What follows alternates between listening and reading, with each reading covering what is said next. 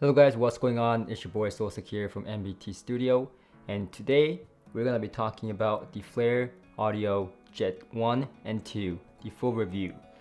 Now, before I want to get into the review, I want to talk about a few things on this channel. Number one, please make sure you're subscribed, obviously.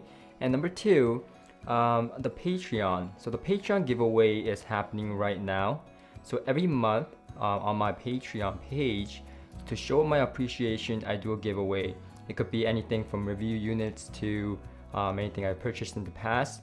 So it has to do all with audio. So it could be in your monitors, headphones, earbuds, mics, anything like that. So to check the details about that, make sure you go down in the description and check out the details. And number two, wait, I said number two already, didn't I? Number three, if you go down in the description below right now, you can check that we have the MBT Studio merch up and running.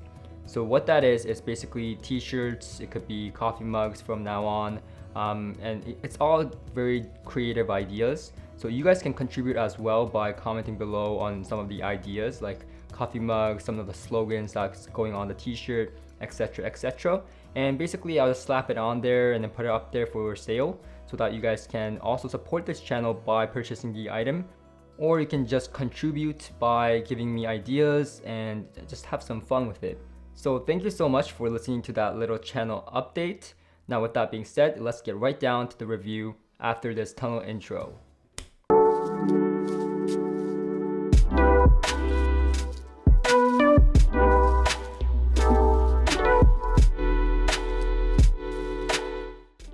Now, so on my neck here, I have two in-ear monitors from Flare Audio, and it's the Jet 1 and Jet 2. And if you saw my unboxing video, you probably realized that the only difference I said on there was really the build quality. One is made in aluminum, one is made in some kind of plastic material that feels rather cheap.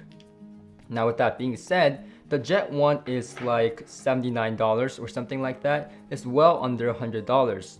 But the Jet 2 is like $40 more and it's made in aluminum. It is heavier by a little bit, but it's not a big difference. Now, I wish that Flare Audio provided you with foam tips or other kind of tips, because they provide literally 3 different sizes of silicone tips. Of course, you can go and buy different types of tips, but it's nice to have, extra kind of foam tips so you can try it out when you get them. Now with that being said, the tips provided are rather just normal tips. It's nothing special. So if you really prefer foam tips, or if you have that kind of ear where you just get really irritated with silicone tips or foam tips specifically, then let me just tell you right now, it doesn't come with extra tips. It comes with 3 different sizes of tips, small, medium, and large. And according to their website and according to review units I have over here, I don't think there's a different type of color choices here. There's only the black one and the aluminum in kind of like a aluminum color. So another thing that I kind of had a problem with this is the fact that it's not a detachable cable, and the cable stuck on here is kind of a problem. Now let me get into that. So in my unboxing video, I already talked about how this was microphonic. So for those of you who didn't watch, if I have these in-ear monitors inside my ears, anything that's touching the t-shirt or just the wind or whatever is touching the cable will translate into noise into your ears. So every time you're listening to music, if it's like kind of like touching the cable, then there'll be some kind of noise coming into your ears. And so after releasing that unboxing video, I decided to do some experiment, and one way to get rid of this kind of microphonic experiences is by putting the in-ear monitor around your ears and in, instead of just directly in. Have the cable looped around your ears and then go in from top to bottom. Now with that being said, that really didn't work out as I planned. I thought that was going to work out 100%, maybe 99.9%, because that really works out for most in-ear monitors that have this problem. Now, I've been off from the in-ear monitor game for a while and didn't really think of that in the unboxing video. However, I did come back to it and it really didn't help, because one, yes, it helped with the microphonics, but 2, it kind of kept falling off. And the main problem of that I found was the cable. The cable is a very decent cable. It's It's very light and it's well thought out by the fact that they wanted to make it light. However, there's no kind of weight that pushes down the cable. So there's a splitter, but there's no weight or any kind of thing that can push down the cable per se. So when you have it around your ears, it kept falling off to the side, it won't stay there. So I guess you can use a third-party kind of ear guide. There's like an ear hook that you can buy from a third party, but that's a little bit bothersome considering that this is a sub $100 in your monitor, and you would have to purchase that for 10 to 20 bucks. So those are the two problems I had with this in-ear monitor in terms of build quality. Now there is another problem that kind of pertains to sound, but not really in terms of listening.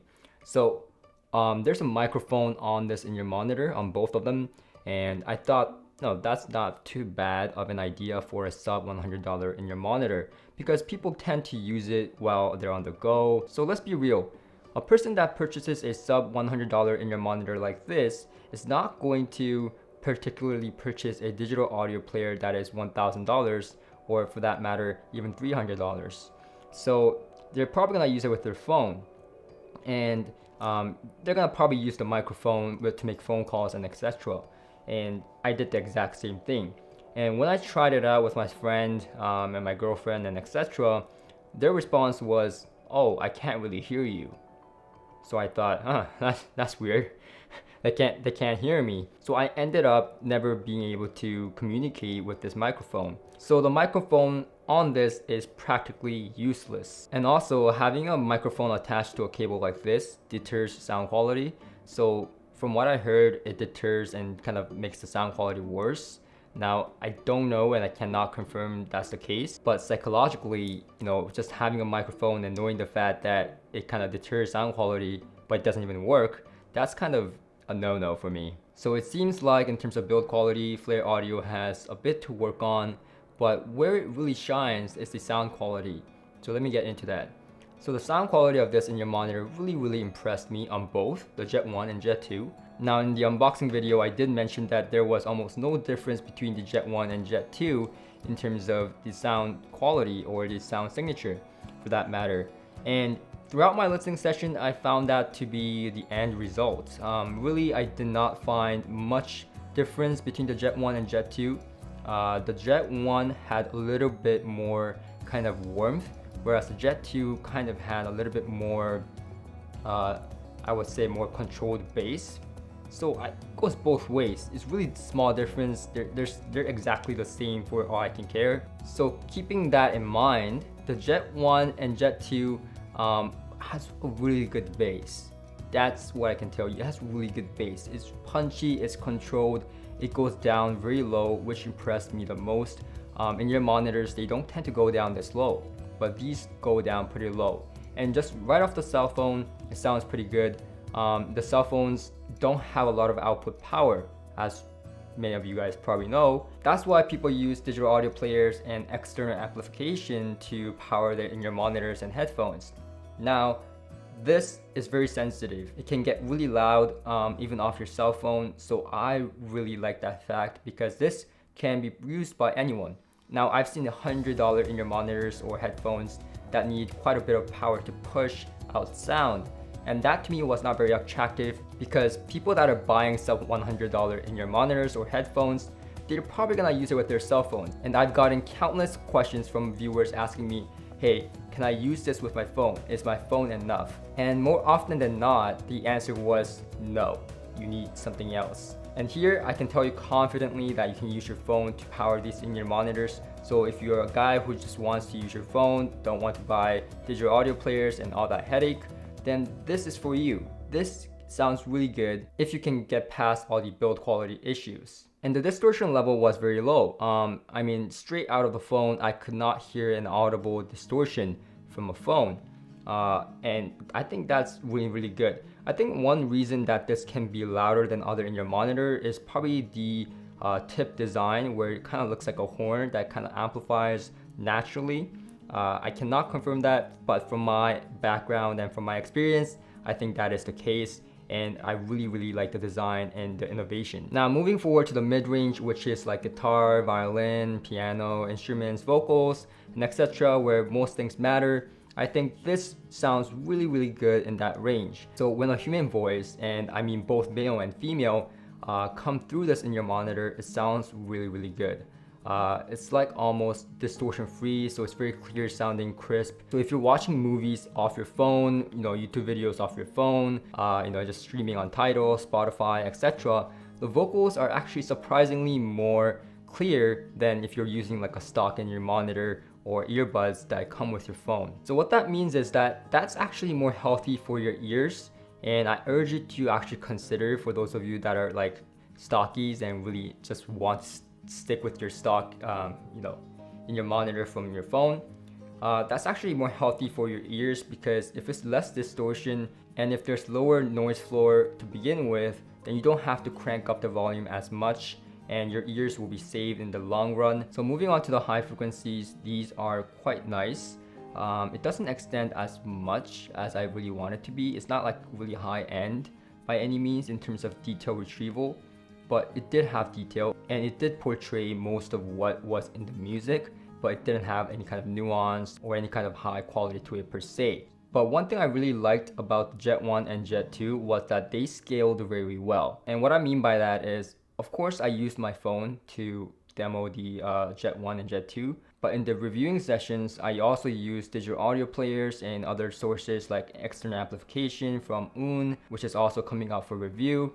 And I used something like this, which is Odyssey from Venture Electronics, which is a very simple device. You can just hook it into your phone. And I used various devices to listen to the Jet 1 and Jet 2.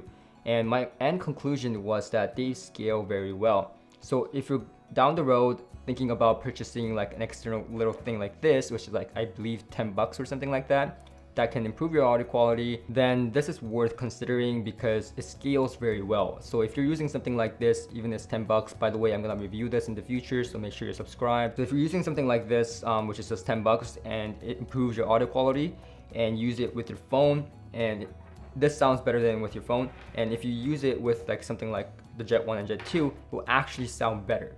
And some of you guys are like, of course it will sound better. I mean, I spent $10 on this. Of course it's gotta sound better. $10. No, but seriously, some in your monitors don't sound good, even if you spend $10 or even $30 on it. Okay, even if you spend $100 on it, some in your monitors will not sound good. And for that matter, some in your monitors, even if they're like $500, will sound exactly the same, or maybe even just slightly better if you use it with something ridiculously expensive. And that's basically what I mean by scale. Because the Jet 1 scales very well in that if you use something like $10 like this, it will sound better than your phone. If you use something like $300, it'll sound better than this, and so on and so forth. I mean, of course, if you use something like $3,000 kind of amplification with this, of course it will sound pretty amazing, but I mean, at that point, you're just being silly. You should move on and get something else, right? So if you're looking for a sub $100 gift to your friends that are not audiophiles, or your family members, your cousins, distant cousins, or for yourself, then this is for you. And if you're someone that is stuck with stock, get it? Stuck with stock. Listen, it's like 5:30 a.m. in the morning right now. Give me a break. But anyhow, if you're a guy who's stuck with a stock in your monitors with your phone, then please consider this is sub $100, and it can really improve your audio quality and the way you listen to things. This in your monitor can be the savior of your ears. So that was pretty much it, guys. Thank you so much for watching this video, and also make sure you're subscribed. Click that little bell button so that you're always notified when my videos are uploaded. Smash that like button for me, and I'll see you guys in the future.